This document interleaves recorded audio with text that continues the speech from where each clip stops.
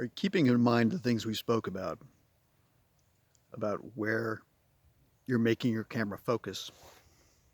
Look at this picture. If I click right in the middle, I get a good exposure for that box, but lots of other things are pretty bright. That's because I'm looking right into the sun. Looking right into the sun can be interesting, but often doesn't make for a good picture. In this instance, if I have the ability to move, I'm going to move.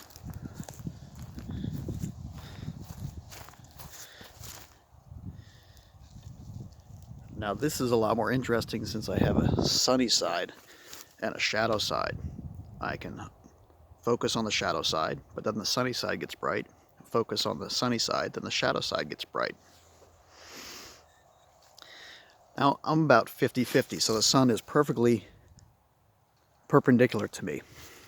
I want to get it over my shoulder. It doesn't have to be directly behind me, but if I get it at least mostly behind me, then everything in the foreground and background is going to be lit up quite nicely.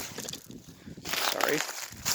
And it's going to be a better picture than if things are backlit.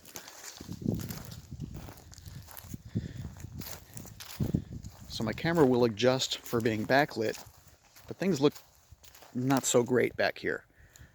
Same for the tree. Let me look at this tree.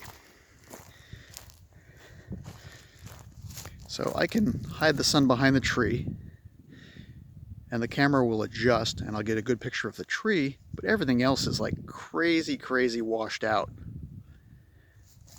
But if I go and move to the side, if the sun is perfectly perpendicular to me, like perfectly off my right shoulder or perfectly off my left shoulder at a 90-degree angle, it's really dramatic.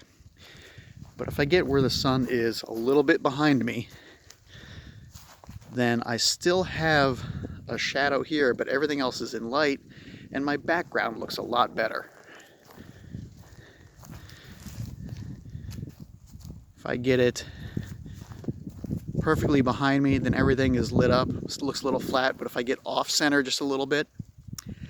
So the sun is my light source. Since I can't move the sun, I need to move, depending on how dramatic I want the picture to be.